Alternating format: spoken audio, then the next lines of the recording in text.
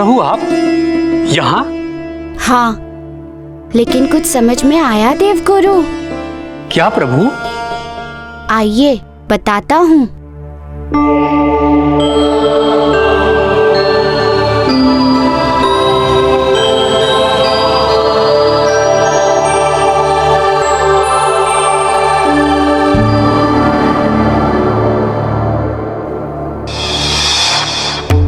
ऋषिवर, आप अपने पिता अंगिरा की रक्षा हेतु पृथ्वी लोक गए थे।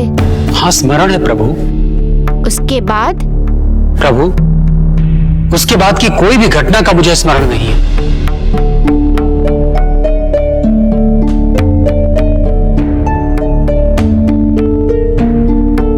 ऋषिवर, वहाँ शुक्राचार्य ने अपनी शक्ति से आपको कुबुद्धि के वशीभूत कर दिया था।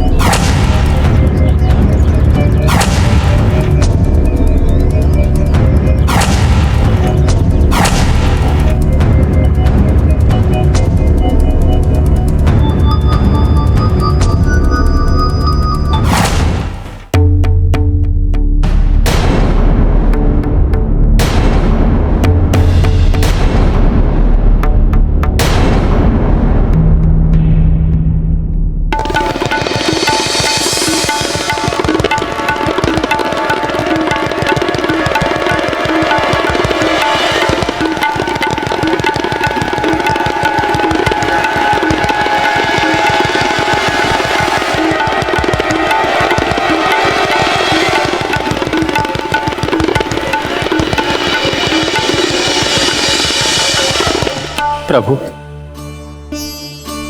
कैसा अधर्म कर दिया मैं।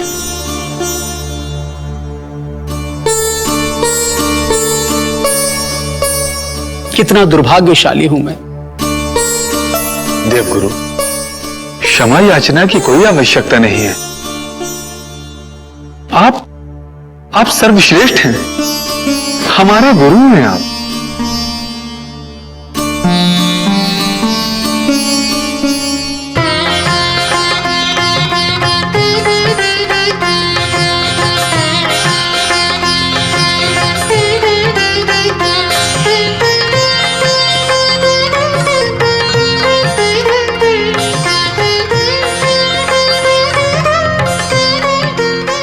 प्रभु,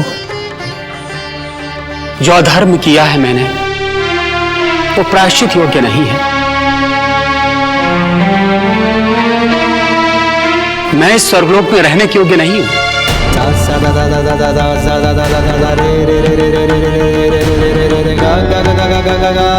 नहीं। ऋषिवर रुकिए, ऋषिवर रुकिए।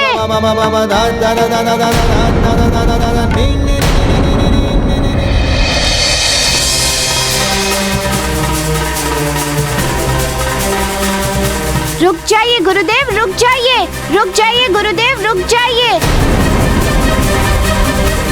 रुक जाइए गुरुदेव, रुक जाइए, रुक जाइए गुरुदेव, रुक जाइए। नहीं प्रभु, मैं अधर्मी, अपराधी, पापी, आप सबके मध्य रहने योग्य नहीं हूँ। नहीं ऋषिवर, नहीं, ऐसी बात नहीं है। अपराध अज्ञान में किया हुआ कर्म होता है, तो आपने जो किया है वो अज्ञानता में किया है। आपने जो भी किया है वो कुबुद्धि के प्रभाव में आकर किया है, इसीलिए इसमें आपका कोई दोष नहीं लगेगा। इसीलिए आप देवलोक वापस लौट जाइए और अपने देव गुरु होने का पालन कीजिए।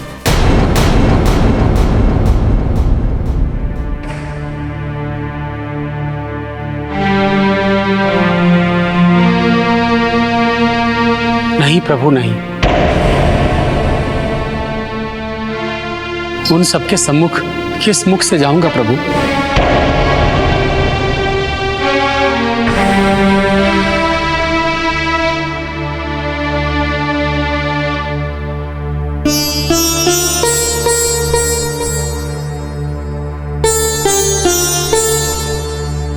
लज्जित अपराधी होते हैं ऋषिवर, और आप अपराधी नहीं हैं, अधर्मी नहीं हैं। हाँ देवगुरु, आप हमारे धर्मज्ञ हैं। यदि आप हमारे समक्ष नहीं होंगे तो हम विधि की व्यवस्था का सुचारू रूप से संचालन कैसे कर पाएंगे?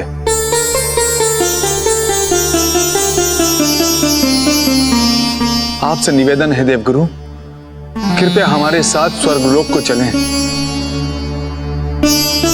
हाँ देवगुरु, हमारे साथ चलने की कृपा कीजिए।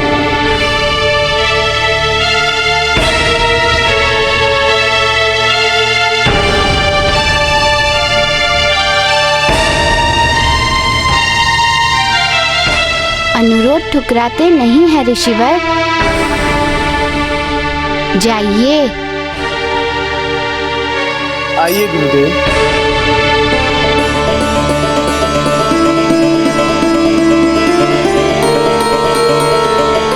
प्रभु,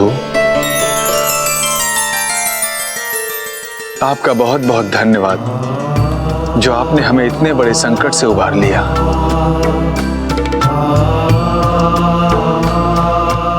अब मुझे नवनिधि की यात्रा पर प्रस्थान करना होगा। गुरुदेव मेरी प्रतीक्षा कर रहे होंगे। धन्यवाद प्रभु।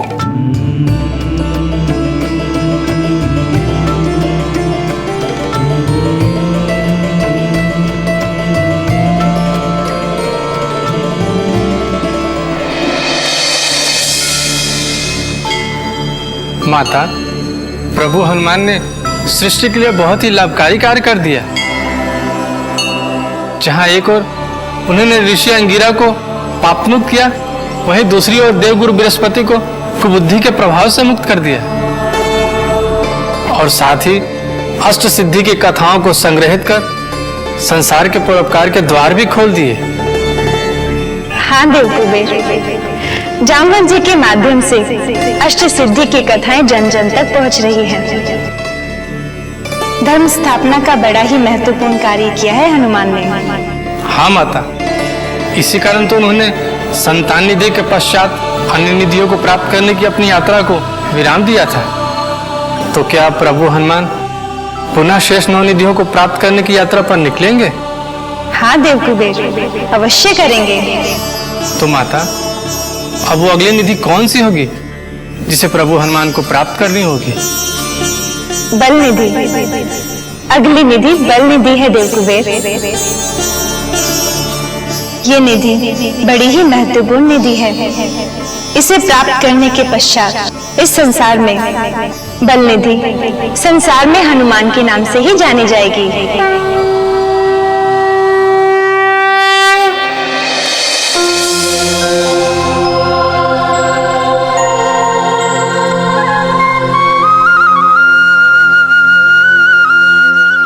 वन प्रदेश में इतनी मधुर बांसुरी कौन बजा रहा है? इसका अर्थ है कि अवश्य ही कोई ग्राम है निकट में।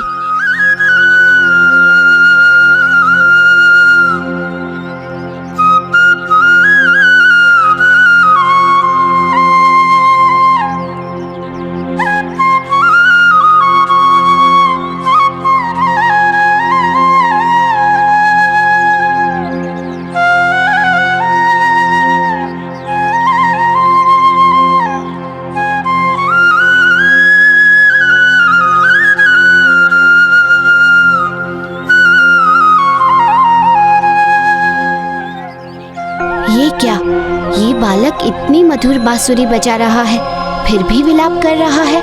इसका अर्थ है कि ये अवश्य ही किसी समस्या में है। मुझे इसकी समस्या का समाधान करना होगा।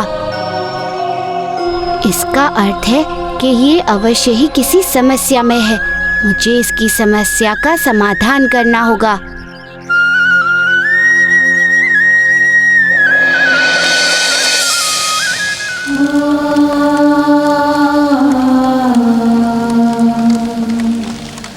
क्या हुआ भैया, किसकी मृत्यु हुई है?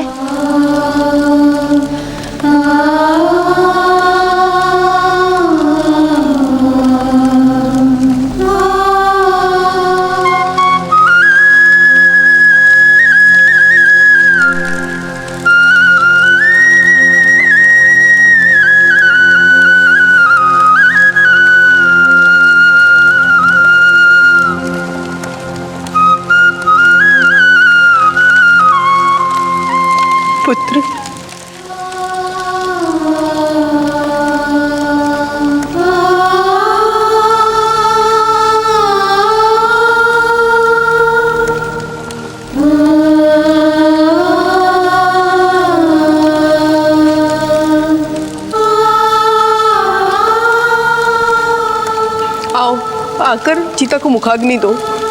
मैं पहले कह चुका हूँ कि मैं मुखाग्नि नहीं दूंगा। बाध्य मत करिए मुझे। मैं मुखाग्नि नहीं दूंगा, नहीं दूंगा, कदापि नहीं दूंगा। रुको पुत्र, रुको, रुको मेरे लाल, रुको।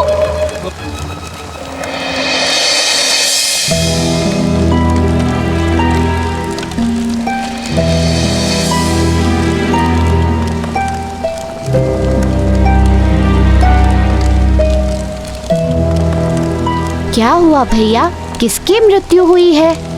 नहीं पता, हम लोग तो चिता को देखकर सहानुभूति प्रदर्शित करने आए हैं।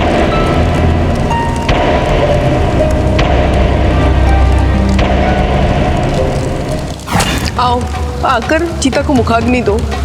मैं पहले कह चुका हूँ कि मैं मुखाग्नि नहीं दूंगा।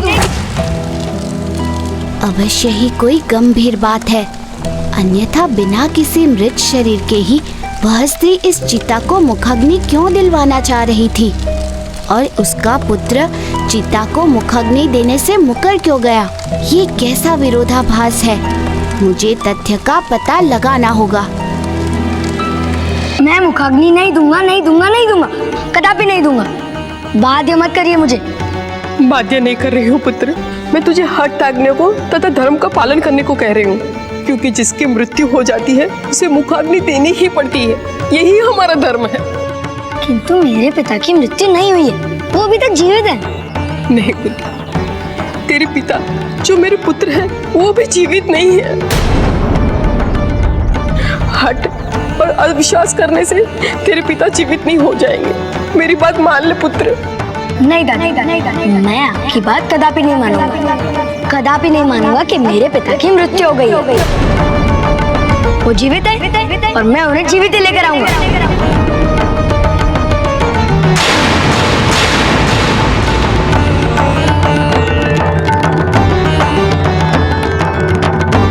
अब मैं तुझे कैसे समझाऊं पुत्र कि जिनकी मृत्यु हो जाती है वो दोबारा जीवित नहीं होते।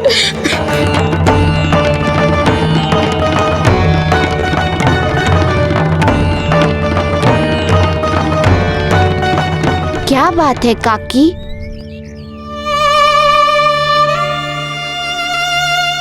आप रो क्यों रही हैं?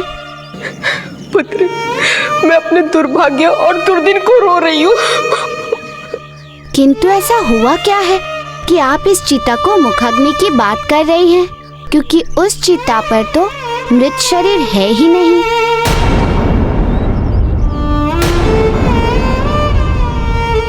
मत ले जाओ पुत्र, मुझे अतीत के आंगन में मत ले जाओ। अतीत के मार्ग में अधिकांश शूल होते हैं, लहूलुहान हो जाता है मन, शरीर, सब कुछ। काकी, दुख बांटने से दुख कम होता है। समस्या बताने से समाधान निकलता है। आप मुझे आपका दुख एवं समस्या बताइए, मैं उसका समाधान निकालूंगा। ठीक है पुत्र, जब तू इतनी ही हट कर रहा है तो मैं तुझे अपनी समस्या अवश्य बताऊंगी। आओ मेरे साथ।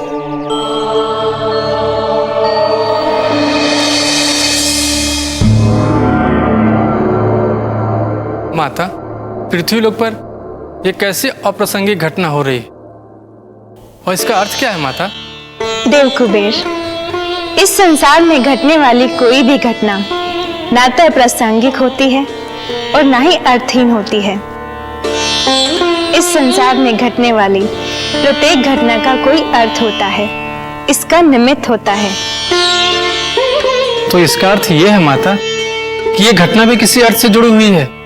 हाँ देव कुबेर, इस घटना के दो कारण रहे हैं। एक तो इससे हनुमान जुड़े हैं तथा दूसरा कि प्रत्येक निधि के निर्माण के पीछे एक ठोस घटनाक्रम रहा है। तो इसका अर्थ ये है माता कि यह घटना भी 9 निधियों में से एक निधि के निर्माण की जड़ है। बिल्कुल देव कुबेर, उस वृद्धा का पुत्र भी 9 निधियों के निर्माण में से एक निधि का कारण बनने वाला है। हनुमान जो बल के देवता हैं, वे इसी घटनाक्रम के माध्यम से इस संसार में बल का निर्माण करेंगे। प्रभु की लीला प्रभु ही जाने। अक्षर से सत्य है माता। धन्य है प्रभु और धन्य है प्रभु हनुमान की लीला। पुत्र, मेरा एक ही पुत्र था, हाथी के समान बलवान, गज शक्ति। वो सदा अपने बल का प्रयोग ग्राम हित के लिए ही करता था। उसी ने इस क्षेत्र के खेतों से पत्थर निकालकर जमीन को समतल और उपजाऊ बनाया और लोगों को खेती की आजीविका दी।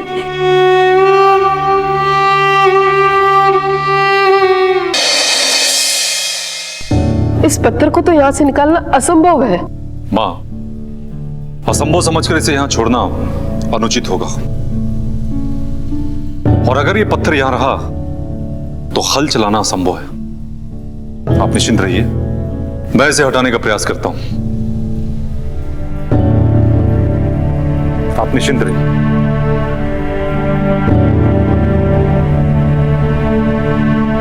पुत्र संभल के, कहीं चोट न लग जाए।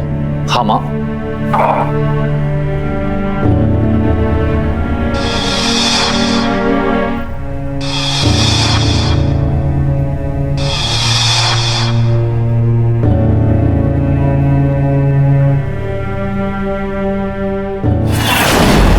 और इस प्रकार उसका जीवन ग्रामवासियों के लिए समर्पित था।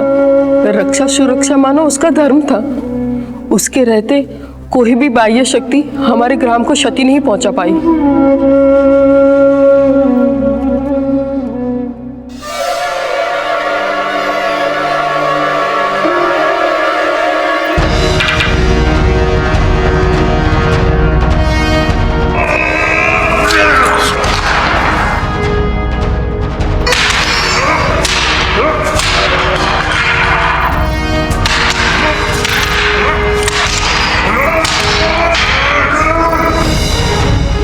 इस बार तो बच गए, लेकिन अगली बार हमारे ग्राम में चोरी करने आए तो अगली बार जीवित नहीं बचोगे। वास्तव में काकी, आपके पुत्र तो बड़े ही दयालु और दूरदर्शी प्रवृत्ति के व्यक्ति थे। बल का प्रयोग भलाई के लिए करने से और दूसरी कोई नहीं होती काकी। पर भलाई का बदला मृत्यु होता है, वैसा तो मैंने कभी नहीं सुना। ऐसी क्या घटना घटी आपके पुत्र के साथ काकी? पुत्र, मुझे आज भी याद है, उस दिन मेरे पुत्र को राजा का पत्र आया था।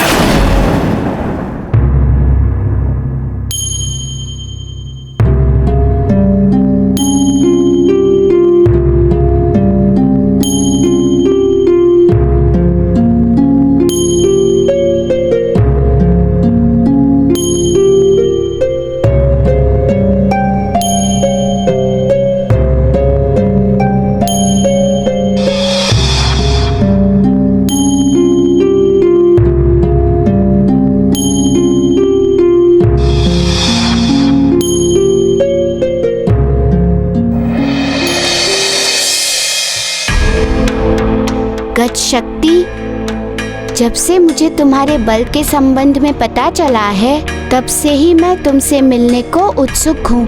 मैंने सुना है कि आज तक तुम्हें कोई भी पराजित नहीं कर सका है, इसलिए मैं तुम्हें स्वयं के साथ मल्लयुद्ध करने का आमंत्रण देता हूँ। तुम इससे अपना सौभाग्य समझना कि तुम्हें मेरे साथ मल्लयुद्ध करने का सुअवसर प्राप्त हो रहा है। और हाँ, एक बात का ध्यान रहे, मेरे निमंत्रण को अस्वीकार मत करना, अन्यथा मैं तुम्हारे संपूर्ण ग्राम का सर्वनाश कर दूंगा। तुम्हारा शुभेच्छु, राजा बलधारी।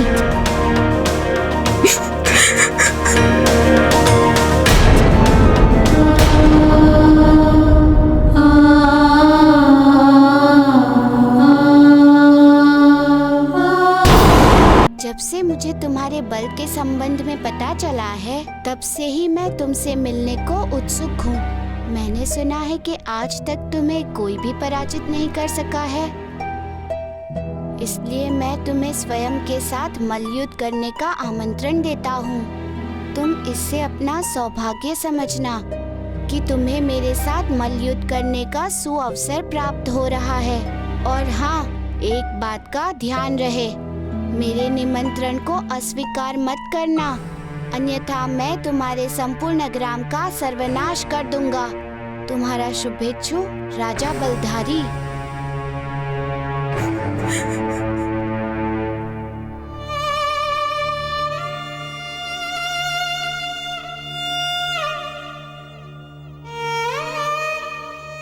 मैंने उसे बहुत रोका,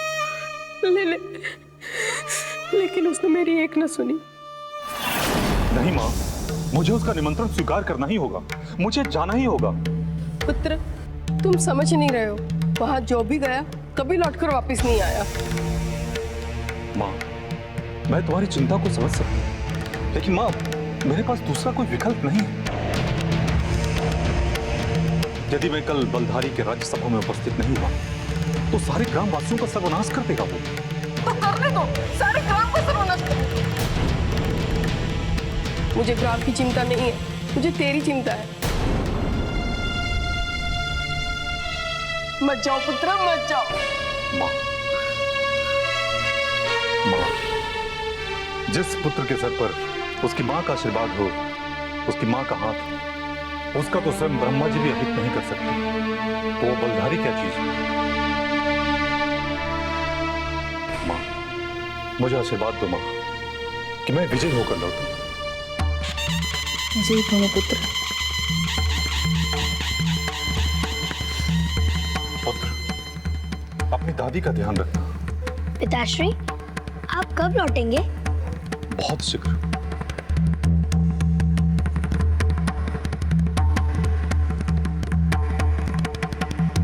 चलता हूं।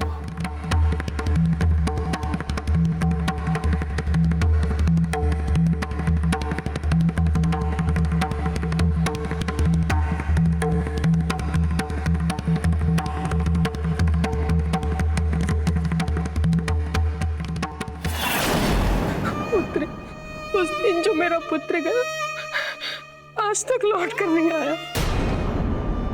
जो भी उसके पास मल्लयुद्ध के लिए जाता है कभी जीवित वापस नहीं आता। ऐसा क्यों? क्योंकि वो सबकी हत्या कर देता है और मैं जानती हूँ उसने मेरे पुत्र की भी हत्या कर दी है। काकी, आपको निराश नहीं होना चाहिए। मैं कैसे न निराश हूँ, वही तो मेरे अंधेरे जीवन की ज्योत था। जब ज्योत ही बुझ गई तो मैं कैसे न निराश हूँ।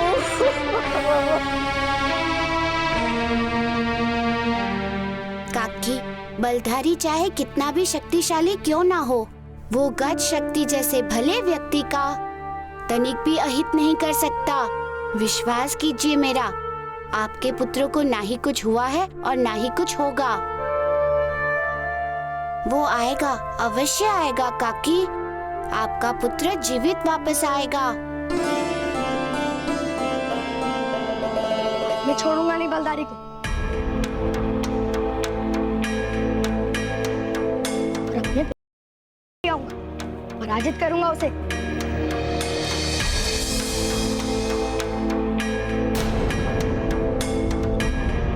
अब मैं सुमेर को कैसे समझाऊं? अपने पिता की तरह वो भी हट्टी है।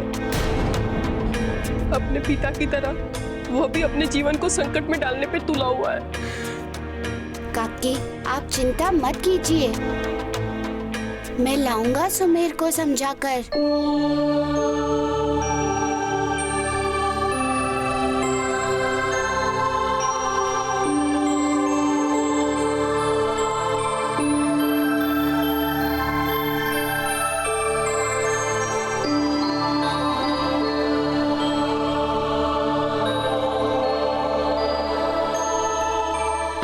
मैं छोड़ूंगा नहीं बलधारी को, पराजित करके ही रहूंगा उसे और अपने पिता को साथ लेकर ही आऊंगा।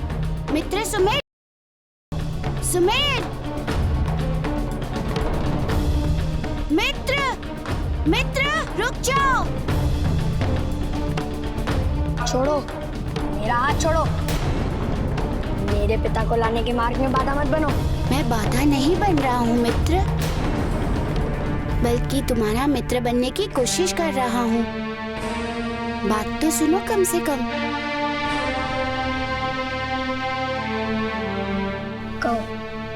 कहना चाहते हो तुम? मुझे पता है कि तुम बलधारी के पास जा रहे हो और एक पुत्र को तो जानना ही चाहिए। तुम्हारे पिता जीवित है। एक आप ही हैं जिन्होंने ये कहा है कि मेरे पिता जीवित है।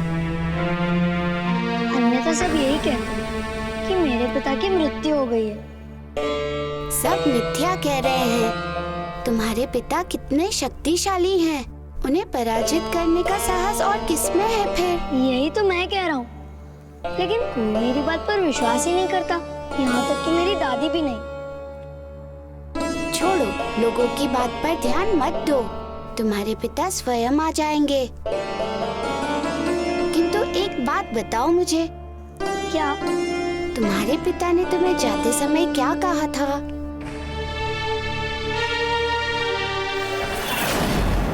पुत्र, अपनी दादी का ध्यान रखना। दादी का ध्यान रखने के लिए तो सबसे आवश्यक क्या है? दादी का ध्यान रखना ना।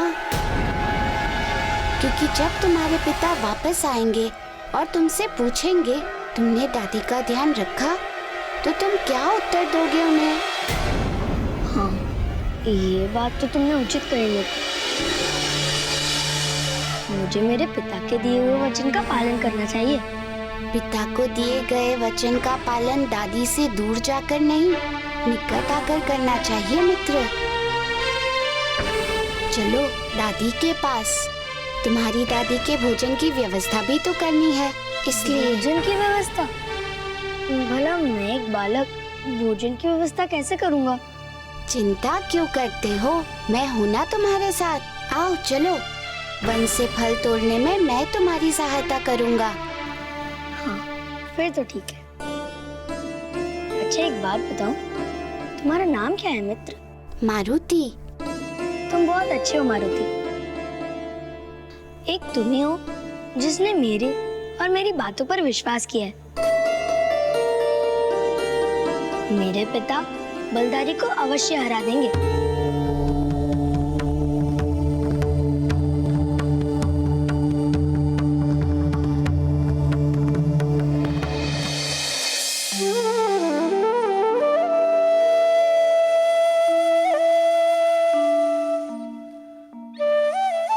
काकी, सुमेर आपके लिए फल लाया है, ग्रहण कीजिए। मारुति, दुख की घड़ी में व्यक्ति तो नहीं मरता, लेकिन उसकी भूख प्यास अवश्य मर जाती है। मेरी खाने की इच्छा बिल्कुल भी मर गई है। ले जाओ इन फलों को। नहीं दादी, आपको इन फलों को ग्रहण करना ही होगा। मित्र मारुति ने मुझे बताया कि आपने प्रातः काल से कुछ भी खाया पिया नहीं है।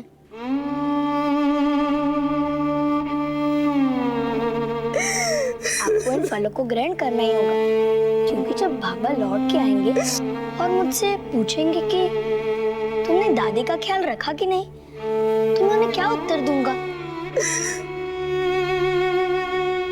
इसीलिए आप इन फलों का ग्रहण कीजिए।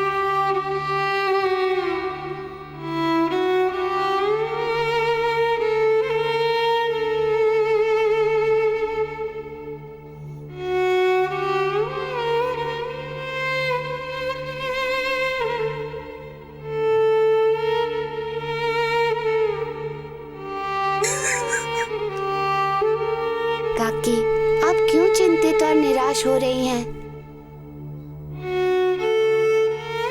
मैं स्वयं जाऊंगा बलधारी के पास और आपके पुत्र को वापस लेकर आऊंगा। पुत्र, क्यों झूठा दिलासा दे रहे हो?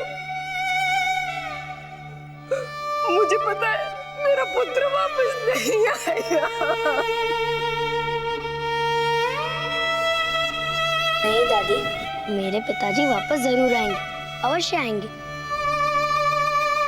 उन्होंने वचन दिया है मुझे लौटने का। हाँ काकी, और आपका पुत्र तो धर्म का अनुयायी है, समाज के कल्याण का पक्षधर है। भला उसका अहित कैसे हो सकता है? यदि वैसे व्यक्तियों पर संकट आता है तो वह उनकी परीक्षा के लिए आता है, और वो भी घड़ी भर के लिए। अंत में विजय उनकी ही होती है और संकट उनसे हारता है। देखिएगा, उनके साथ भी ऐसा ही होगा। मुझे आज्ञा दीजिए ताकि मैं गज शक्ति को लेने जाऊं। जय बजरंग बली, जय बजरंग बली, जय बजरंग बली, जय बजरंग बली, जय बजरंग बली, जय बजरंग बली, जय बजरंग बली, जय बजरंग बली, जय बजरंग। भगवान करे उसका विश्वास प्रतिफलित और मेरा पुत्र सकुशल वापस लौट आए। जय बजरंग बली।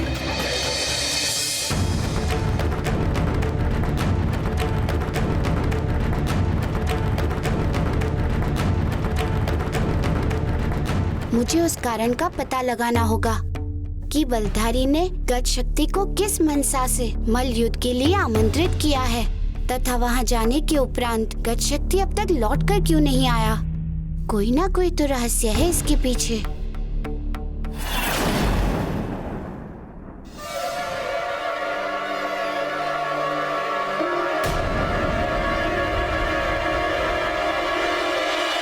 हे प्रभु, हमें क्षमा करना, हमें अपने जीवन का अंत करना ही पड़ेगा। इसके अतिरिक्त हमारे पास अन्य कोई विकल्प नहीं है प्रभु। ये लोग तो बहुत बड़ा अनर्थ करने जा रहे हैं। मुझे इनके जीवन की रक्षा करनी ही होगी।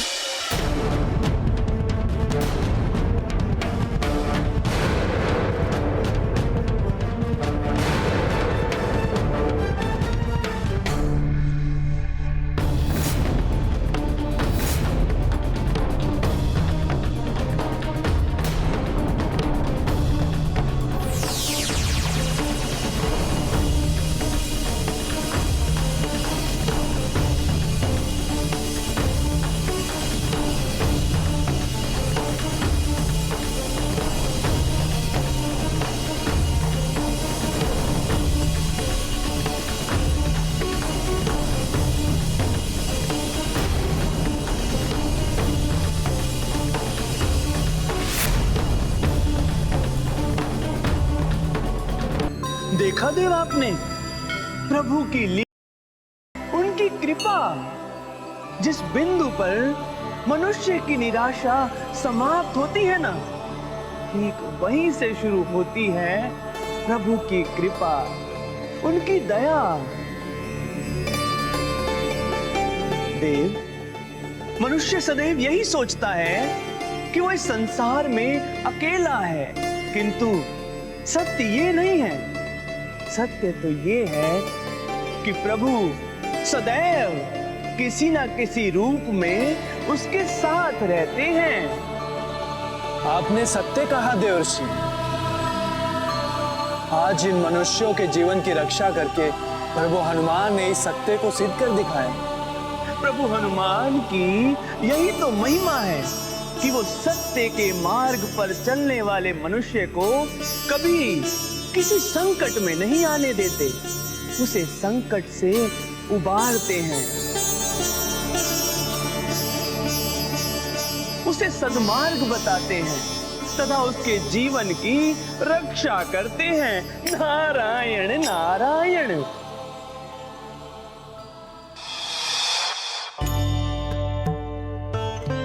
काका, आप लोग ये क्या अनर्थ करने जा रहे थे? आपको पता भी है कि ईश्वर के दिए गए अनमोल जीवन को यूं समाप्त करना कितना बड़ा अपराध है। अपराध को तो हम नहीं जानते, किंतु इतना अवश्य जानते हैं कि तुम्हारे बचाने के बाद जो अनर्थ होने वाला है। हाँ वानर बालक, तुमने हमारी रक्षा करके अच्छा नहीं किया। काका, मानव जीवन कई योनियों में भ्रमण करने के बाद प्राप्त होता है।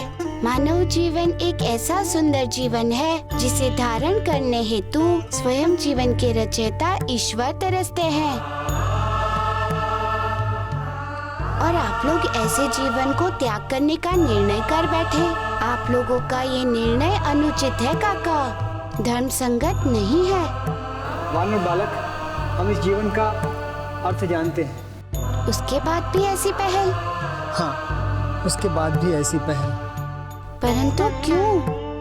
क्योंकि जब अपना ही जीवन किसी की मृत्यु का कारण बन जाए तो फिर उस जीवन को समाप्त हो जाने का एकमात्र मार्ग बचता है। ये आप क्या कह रहे हैं काका? भला आपका जीवन किसी की मृत्यु का कारण कैसे बन सकता है? आपके जीवित रहने से किसी और का जीवन कैसे संकट में पड़ सकता है? यही तो हमारे जीवन की विडंबना है वानर बालक। यदि हम जीवित रहे तो हमारे जैसे बहुतों का जीवन समाप्त हो जाएगा। परंतु कैसे? मैं समझ नहीं पा रहा हूँ आपके कहने का अर्थ। वानर बालक, तुम राजा बलधारी को नहीं जानते। उसके लिए कुछ भी असंभव नहीं। राजा बलधारी? हाँ, राजा बलधारी। आज उसी के कारण हमारी ये अवस्था है। क्यों? कैसे? क्या किया राजा बलधारी ने आपके साथ? वानर बालक, आज तुम हमें जैसे शक्तिहीन और जीर्ण शीर्ण देख रहे हो, हम पहले ऐसे नहीं थे। हम पहलवान थे, हमारे पास अतुल शक्ति थी और अखाड़े में कोई भी हमसे जीत नहीं सकता था। फिर आपकी ये अवस्था कैसे हो गई? क्योंकि राजा बलधारी ने एक दिन अपने साथ मल्ल युद्ध के लिए हमें आमंत्रित किया।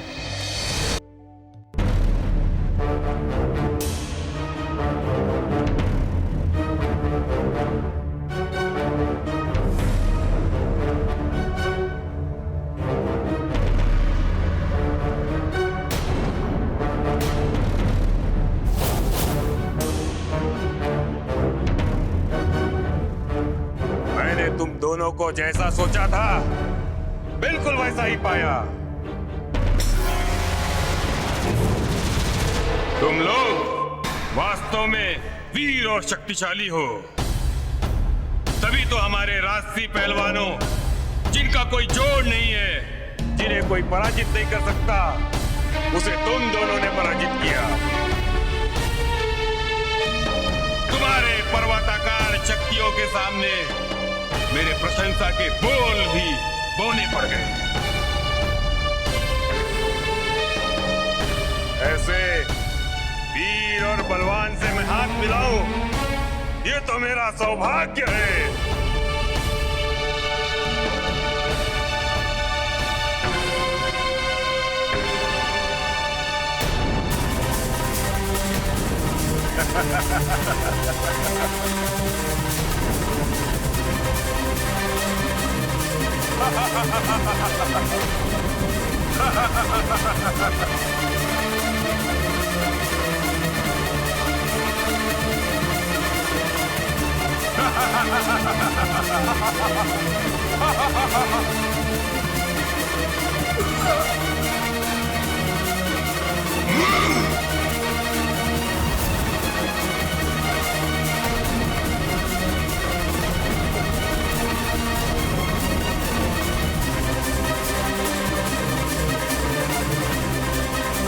अब तुम दोनों की शक्तियां मेरे शरीर में आ गई हैं। अब तुम दोनों शक्तिहीन हो गए हो और मैं और भी बलवान हो गया हूं। जस नाम तस गुण, मैं हूं बलधारी।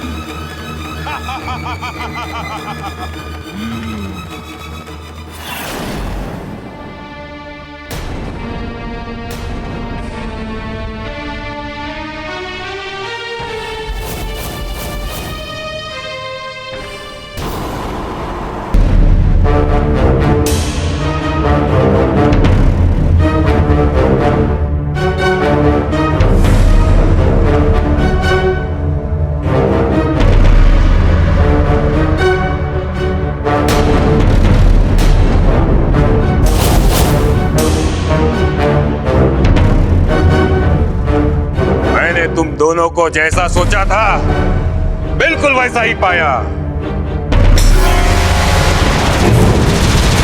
तुम लोग वास्तव में वीर और शक्तिशाली हो। तभी तो हमारे राजसी पहलवानों, जिनका कोई जोड़ नहीं है, जिन्हें कोई पराजित नहीं कर सकता, उसे तुम दोनों ने पराजित किया।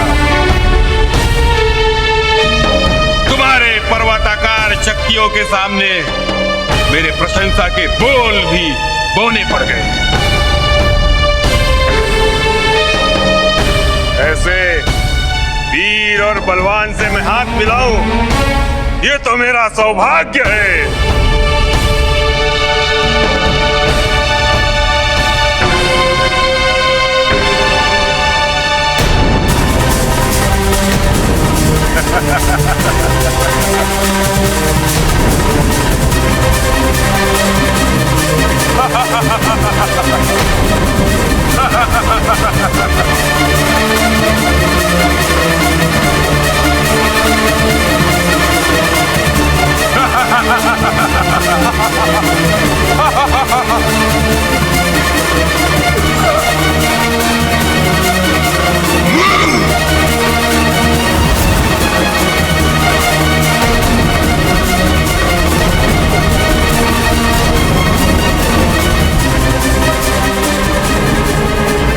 तुम दोनों की शक्तियां मेरे शरीर में आ गई हैं।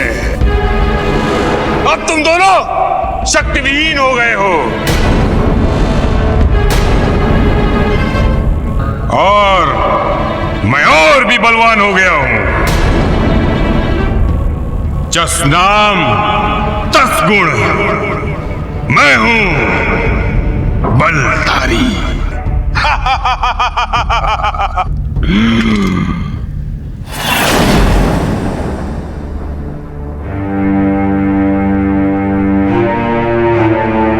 किंतु कोई किसी की शक्ति ऐसे कैसे ग्रहण कर सकता है?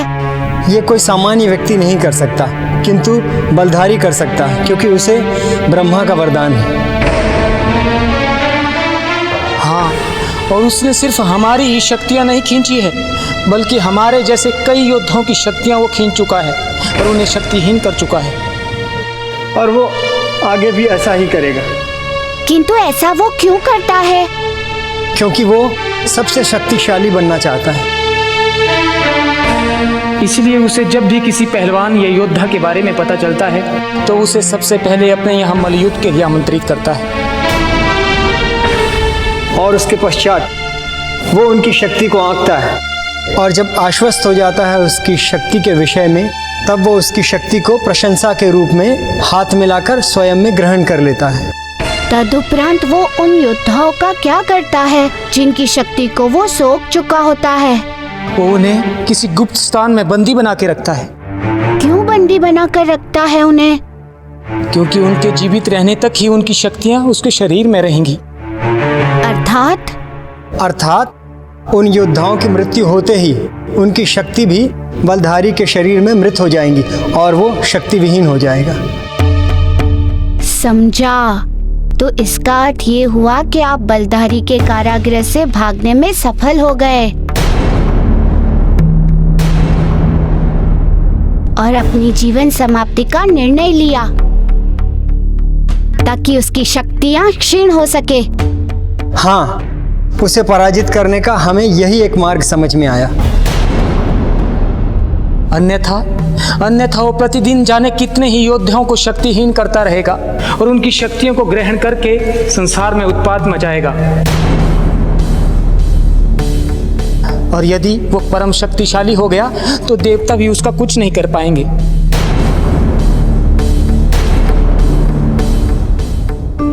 समस्या जटिल है। यदि समाधान नहीं हुआ तो बलधारी इसी प्रकार योद्धाओं का बल धारण करता रहेगा। एक दिन संसार को रक्त की अग्नि में झोंक देगा।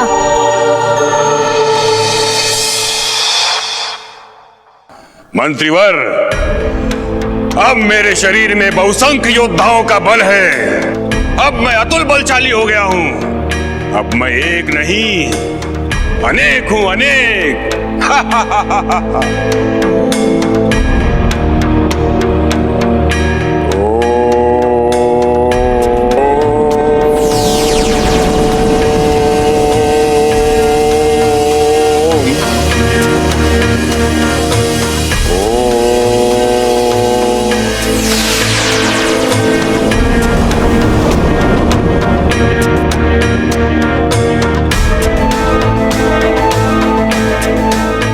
किंतु मंत्रीवर, मेरा विराम यहां नहीं होता। मुझे और भी शक्तियां चाहिए। इतनी शक्तियां कि संसार में सभी बलों का स्वामी मैं हूं। और मुझे कोई भी पराजित नहीं कर सके, कोई भी नहीं। जाओ और योद्धाओं को मल्ल युद्ध के लिए यहां ले आओ। जो आ गया महाराज।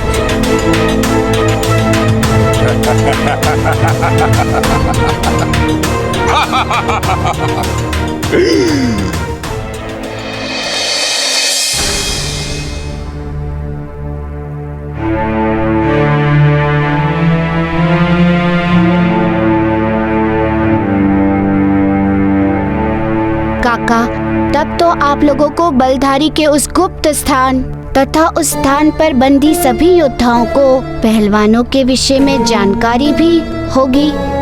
दुख के समय किसी बात की जानकारी मस्तिष्क में नहीं आती, केवल जान बचाने की आती है पुत्र। हाँ, तभी तो हम वहाँ से भाग पाने में सफल हो पाए। अच्छा काका, एक बात बताइए, क्या आप लोगों के साथ गजशक्ति नाम का भी कोई योद्धा था? गजशक्ति? हाँ हाँ, गजशक्ति। आप लोग जानते हैं क्या उसके विषय में? बहुत अधिक तो नहीं, हमने केवल नाम सुना है उसका, बंदी योद्धाओं के मुख से।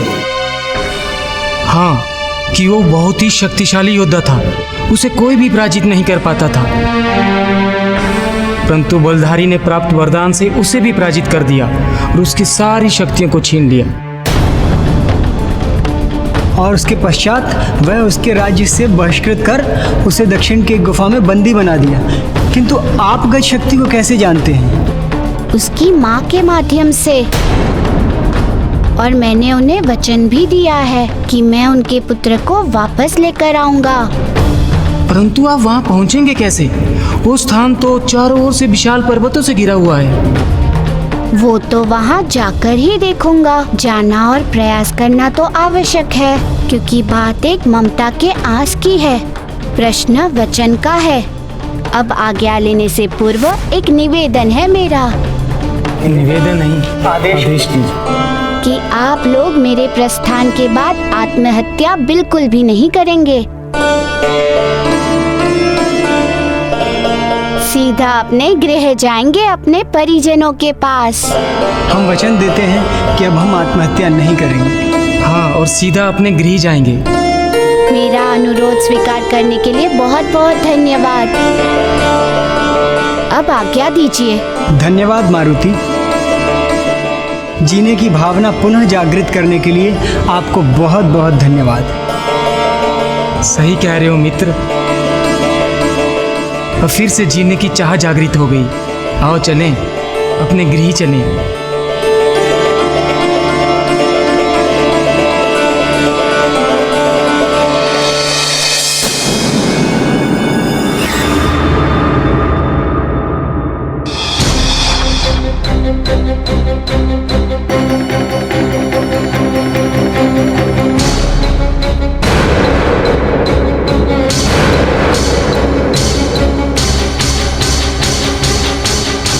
ऐसा प्रतीत होता है कि यही वो स्थान है जिसकी चर्चा वे दोनों कर रहे थे। पर्वतों से घिरा भी हुआ है तथा बलधारी के राज्य से लगा हुआ भी है, और दिशा भी दक्षिण ही है।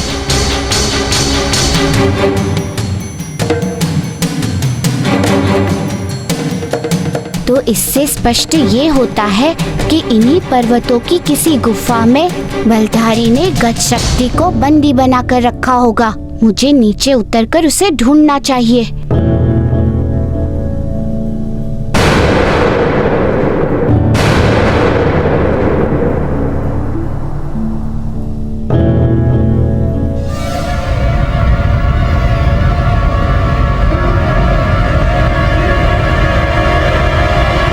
ये क्या?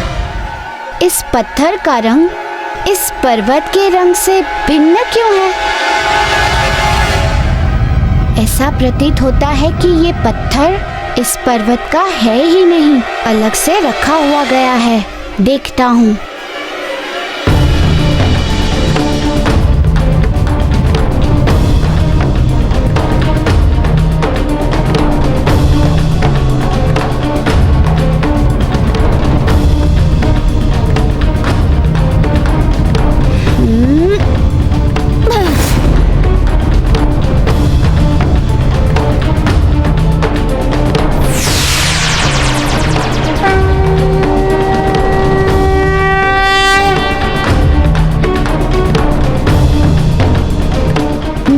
गुफा।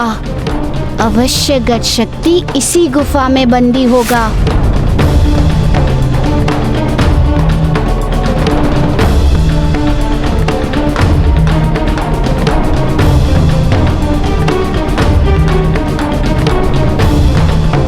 प्रतीत होता है यहाँ आना व्यर्थ हो गया। यहाँ तो कोई भी नहीं है।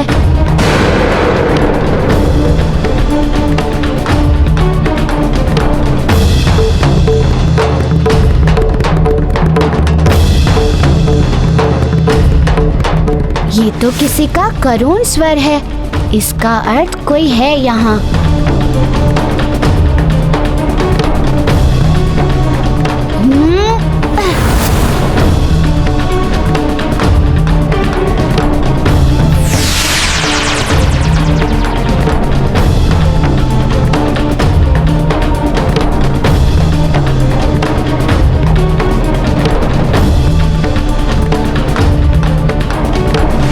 गज शक्ति,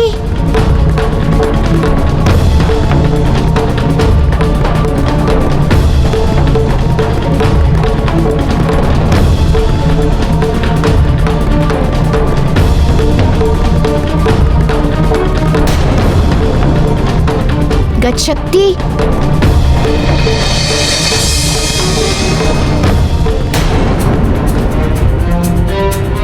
तो इस बार बलधारी ने तुम्हें मुझे दंड देने के लिए भेजा है। तो ठीक है, दे दो मुझे मृत्यु दंड। अगर उसे मृत्यु ही देना था तो मुझे जीवित क्यों रखा है? नहीं काका, मुझे बलधारी ने नहीं भेजा है। हाँ सत्य, मैं यहाँ आपकी मृत्यु के लिए नहीं काका, आपकी मुक्ति के लिए आया हूँ। तुम्हें यहाँ से ले जाने के लिए।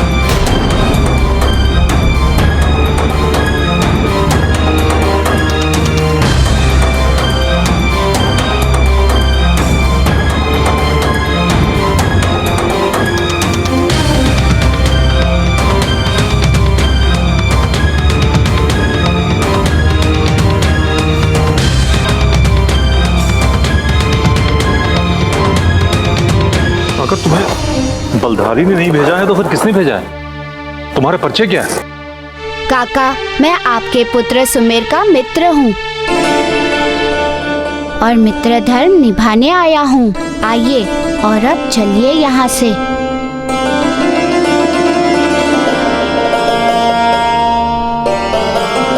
मेरे पुत्र का मित्र? बालक, मेरा पुत्र कैसा है? कैसी है मेरी माता? सब कुशल तो है? कुशलता में केवल बस आपकी ही कमी। दोनों आठों प्रहर आपके लौटने की आस लगाए बैठे हैं। इतने दिनों के पश्चात भी मेरे जीवित होने और लौटने की आस में बैठी है? हाँ, जहाँ प्रेम होता है, अटूट बंधन होता है, वहाँ की आस कभी भी नहीं मरती। उनकी आस को सच करने का समय आ गया है।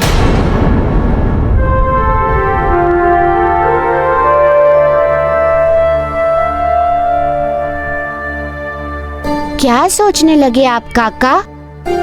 चलिए यहाँ से। तुमने हमें बलधारी के बंधन से मुक्त तो करवा दिया है, लेकिन मैं यहाँ से नहीं जा सकता। ये आप क्या कह रहे हैं काका? आप क्यों नहीं जा सकते यहाँ से? बालक, मैं यहाँ से नहीं जा सकता। यदि बलधारी को इस बात का ज्ञात हुआ तो वो मेरे पूरे परिवार और ग्रामवासियों का वध कर देगा। तुम मुझे मेरी अवस्था पर छोड़कर चले जाओ। और वैसे भी मैं अपने प्राण बचाने के लिए दूसरों के प्राण संकट में नहीं डाल सकता। और मेरी माता को कह देना कि बलधारी ने गज शक्ति की हत्या कर दी। इससे उनका आस भी खत्म हो जाएगा। काका, आप भयभीत मत होइए। बलधारी कुछ भी नहीं कर पाएगा। मेरी बातों का विश्वास कीजिए और चलिए इस गुफा से। तुम नहीं जानते कि वो कितना क्रूर, हठी और मदांध है। तुम जाओ यहां से।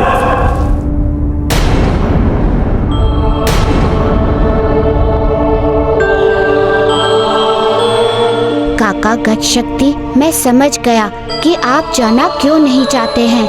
मुझे आपको यहाँ से ले चलने के लिए राजा बलधारी से मिलना होगा।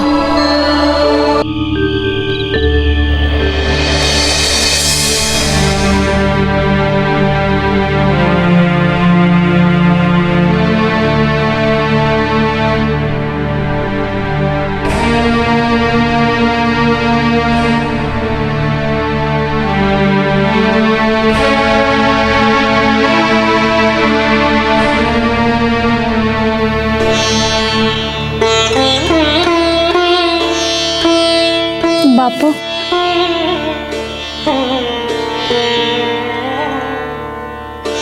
अब कैसा मन है पुत्री? एकदम ठीक। माता पिता की आंखों से झूठ नहीं छुपता पुत्री। मैं जानता हूं तो मेरे दुख को कम करने के लिए सब कह रही है, पर अपने पिता की एक बात को अवश्य याद रख। विश्वास करना कि कल के बाद से मैं तेरे जीवन में किसी दुख को रहने नहीं दूंगा। कल के बाद से तेरे संसार का सारे सुख, सारे ऐश्वर्य प्राप्त होंगे पुत्री। बापू, ये आप कैसी बातें कर रहे हो? मेरे सुख, मेरे ऐश्वर्य, मेरी प्रसन्नता तो आप हो। मुझे और किसी भी सुख, ऐश्वर्य अथवा प्रसन्नता की कोई आवश्यकता नहीं है।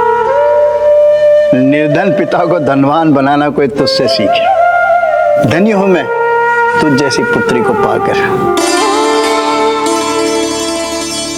पर कल के बाद से जब सारे सुख तेरे पास आ जाएंगे ना, तब किसी योग्य वर को देखकर विवाह कर लेना। बापू, आज आप क्या बोल रहे हो? क्या मैं इतनी भारी बोझ लगने लगी हूँ? क्या आप मुझे पराया करने की सोच रहे हो?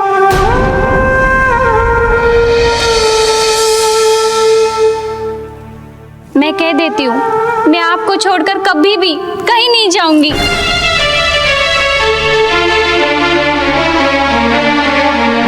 मैं जानता हूं कि तू मुझे छोड़कर कहीं नहीं जाएगी, पर पुत्री कल तुझे छोड़कर मैं चला जाऊंगा। ऐसे पिता का जीवित रहने से मर जाना ही अच्छा है, जो ना अपनी पुत्री को भोजन दे सके और ना अस्वस्थ होने पर औषधि।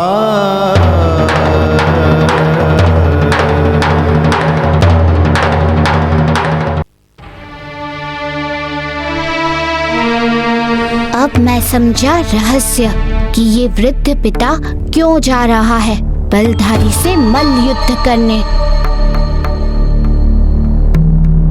किंतु मैं ये अनर्थ नहीं होने दूंगा।